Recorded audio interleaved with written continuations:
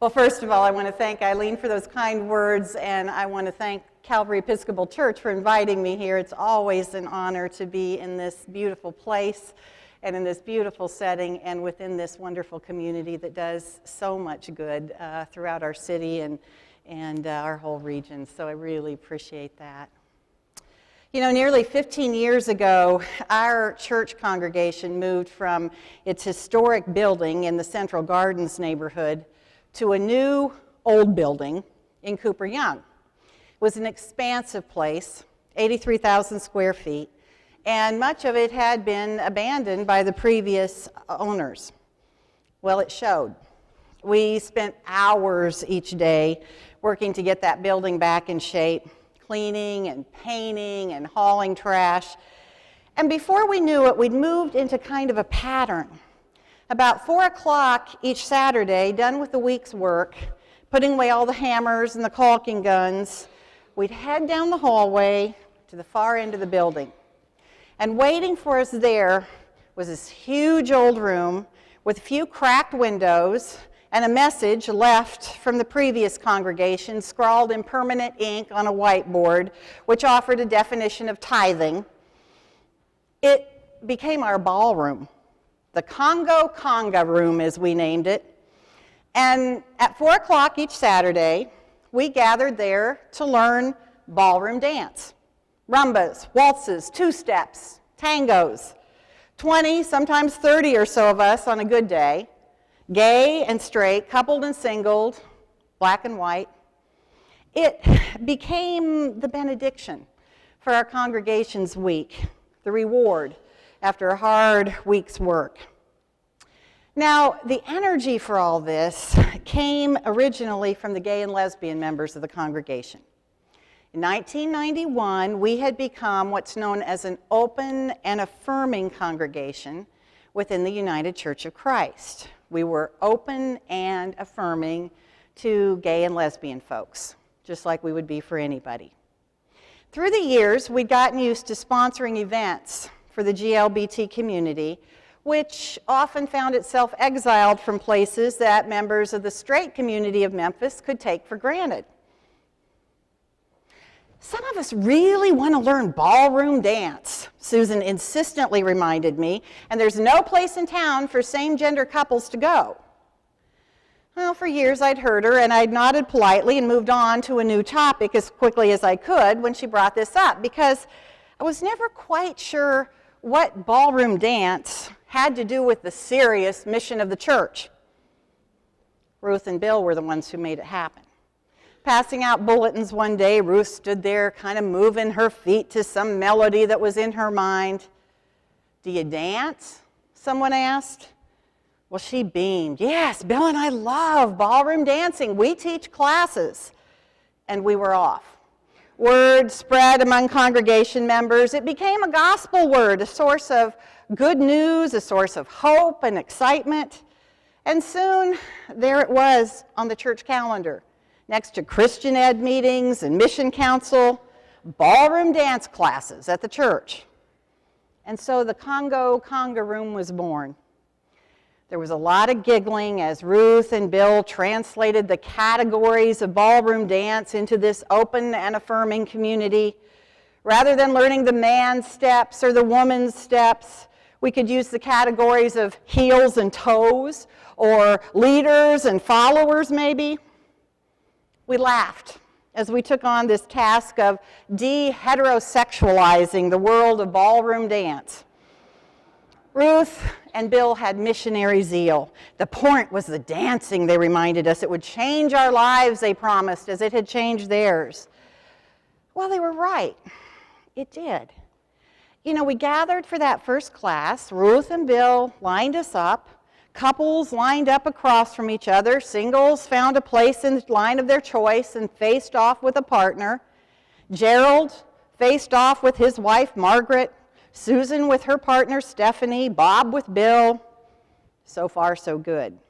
Not the typical lineup of men on one side and women on the other, but then our congregation had moved beyond typical years ago. What no one anticipated, though, was the effect of the rotation a fairly routine part of teaching ballroom dance, so that people learn to dance with a variety of partners and not just the person they walked into the room with. So a leader ends up dancing with all the followers in the room before the class is through as the line rotates. And a follower ends up dancing with every person in the leader line. No one stays for very long with the partner they walked in with. Well, suddenly there was a split-second silence and an awkward pause as the lines shifted for the first time because gay Bob was now partnered with straight Gerald. You know Gerald. Gerald, the good liberal, not afraid to be part of an ONA church, the man who was quick to tell you that he came to our church because he realized it was good for his kids to be raised in a tolerant atmosphere. That Gerald. Bob says, "Shall we dance?" with a bit of nervousness in his voice. Well, I was unprepared for the weight of that moment because suddenly it became so very clear that for all of our congregation's experience and joy of living as an ONA church in the past decade, despite the ease with which we could welcome a man wearing high heels into our Sunday worship, there was still a boundary, a code that we all knew intuitively and respected, the code that kept our community from moving into the world of gone too far. What was the code? Straight and gay men don't touch. To use the language of the ONA movement, liberal straight men affirm gay men, perhaps with polite smiles and handshakes, certainly in their willingness to coexist together in the same congregation. Straight and gay men had been affirming each other, working together, caring about each other for years in our congregation. But the code, never named explicitly, had been that when the project was over, when the church event ended, straight men went home to the straight world, and the gay men moved back into theirs. We'd avoided dialogue about this for years. We'd never allowed it to be named. But the second that Bob and Gerald found themselves standing across from each other in that conga room, it all came up with a three-word question that was as innocent as it was provocative. Shall we dance? Shall we dance? Bob asked Gerald. Lest we minimize the significance of the question, remember that Matthew Shepard was tortured, brutally murdered for initiating just that kind of invitation to a straight man. And even though it now presented itself in a setting as innocent as a Saturday afternoon church dance class, Gerald and Bob stood face to face in two lines that day to contend with a centuries-old code protected by religious and legal and social boundaries that had been enforced with violence if need be. Could they dance? Should they? Not as easy a question as it might seem at first glance. You know, when Jesus was asked to define the true meaning of faith by answering the question, "What must I do to inherit eternal life?" he began by saying, "Follow the law and the prophets as given to us in Judaism. Love the Lord your God with all your heart and with all your soul and with all your strength and with all your mind, and love your neighbor as yourself." It was that last part that bugged people, that love your neighbor as yourself part. Maybe in hopes that they could get him to constrain it a bit, clamp it down, Jesus was given a follow-up question and asked to define exactly who might qualify as a neighbor. And that's when Jesus moves into that famous story of the Good Samaritan, the man who crossed the line, who found another man struggling in the ditch on the dangerous Jericho road and crossed over and went out of his way to help him. The hero of that story was not any of the outwardly religious ones who had passed by. It was not the ones who knew dogma and doctrines and traditions and the very law that Jesus himself was extolling. Jesus chose an outsider to the faith as a hero and a definition of what faith is all about. it was a stranger who showed the kind of faith that would lead us to heaven. And to be exact, it was a stranger acting on behalf of a stranger, doing things that each and every one of us would recognize as compassion and caring, and crossing a cultural line and many of the traditional values that he had grown up with to do that. We don't know anything about how he prayed, when he prayed, what text he used as the basis of his prayer. What we know is that he carried a man from a precarious and isolated place to safety and well-being. And to do that, he was willing to cross the road, to walk to a new side of the lane. The care he provided was intimate. It involved touching and dressing wounds and getting him into bed. He didn't simply write a check. He literally carried this man and all the cultural baggage that came with him to a place that put both of them on new and uncharted ground. That was how Jesus defined the fulfillment of religious law and faith. How did Brian McLaren put it? He said, "We judge faith not by the benefits it brings its members, but in the benefits offered to those beyond the faith." We don't judge a faith by the benefit it provides its members, but by those benefits given to the outside world, those who are in the ditch, so to speak, those who are isolated and hurting. In a biblical epistle, John writes, "If we don't love the people we can see, how can we love God, whom we cannot see?" See, maybe our problem is that we've tended to treat religion more like a painting in a museum than a tree in a garden. We've seen ourselves as guards trying to keep something pure and unchanging, when in fact God is more like a gardener in the world, tending and creating and bringing life to bear in a constantly changing world. Each one of us receives teachings and traditions from our family, from our wider community, but our job is to live into them in a way that speaks to the divided and struggling world in which we find ourselves, adding to the healing, not to the heartache, by crossing over there in the ditch, being able to say yes when the opportunity presents itself for us to dance together rather than to stand in divided lines. You know, just a couple years ago, I attended the graduation of my niece from a small liberal arts school in North Carolina, Elon University. I was in for a surprise when our extended family gathered afterwards around a restaurant table for dinner, 3 generations of us there together. See, I grew up in rural Nebraska. The family of my childhood was exclusively white, middle-class, Republican, and Protestant, with the only diversity coming from the fact that some of us were Methodist and some of us were Episcopalian. But this night in 2013, one generation grown into another, it was obvious how much we had changed. My niece Jane's significant other was an African-American Baptist from Georgia. Her sister was there with her boyfriend from Great Britain, a Unitarian Universalist. I was sitting next to their dad, my Jewish brother-in-law. There was my cousin Jim and his Catholic wife, originally from Brazil. They were placed next to my cousin Anita, a native-born Korean with a daughter married to a man from China. Unable to be with us was another cousin, an art historian who spends most of her time in Haiti. We missed my nephew's wife, a Quaker who has taught for years in El Salvador. How did one little family of Nebraskan wasps grow to become this diverse, this global, this multicolored in a few short decades? Well, only one answer to that, really. Love did it. This wasn't the consequence of some class we took in diversity, I can assure you, or any family bent or preoccupation.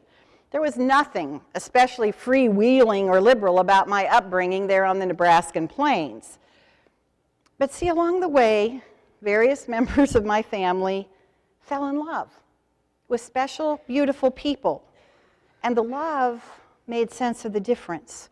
The love gave birth to respect for the culture and the faith and the traditions that played out so beautifully in these different lives. And love created the lens from which there was more ground in common than sense of difference or alienation.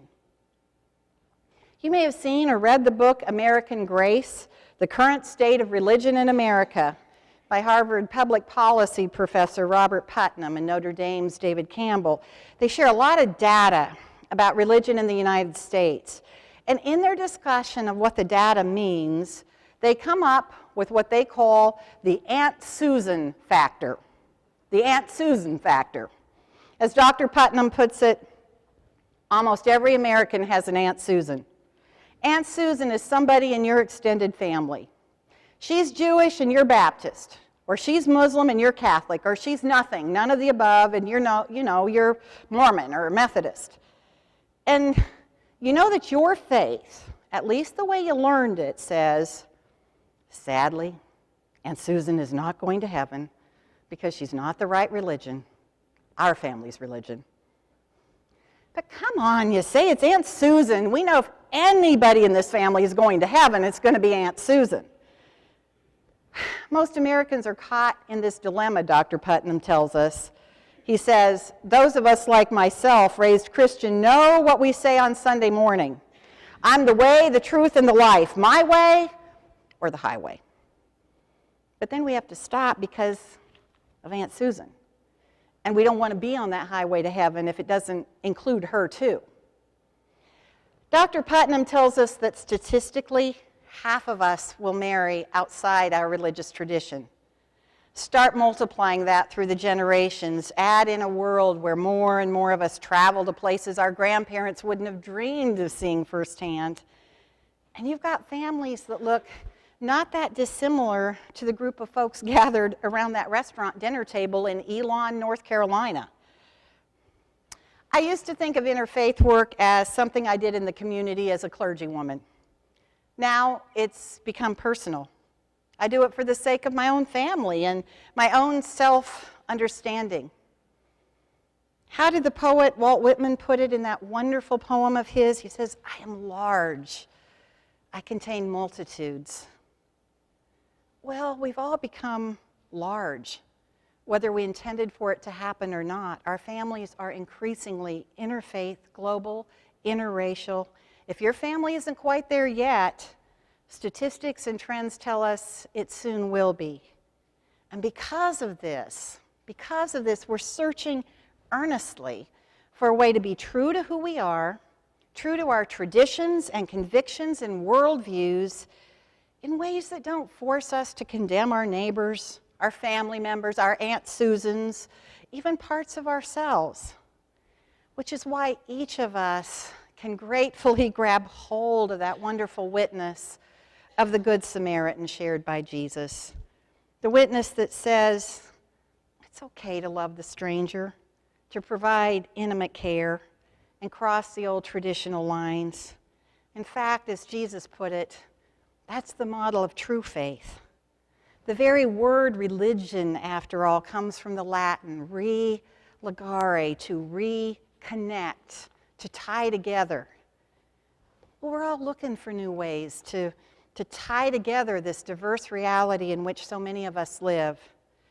We want, at some level, to be able to dance together, to let love move us in new ways. We are, after all, children of one God, the Father and Mother of us all. We don't want to lose any pictures of God that are in the scrapbook, any stories, any memories that could help us know the one who created us better and more deeply. I know that we Christians give ourselves and Jesus a big headache by our inability to understand this.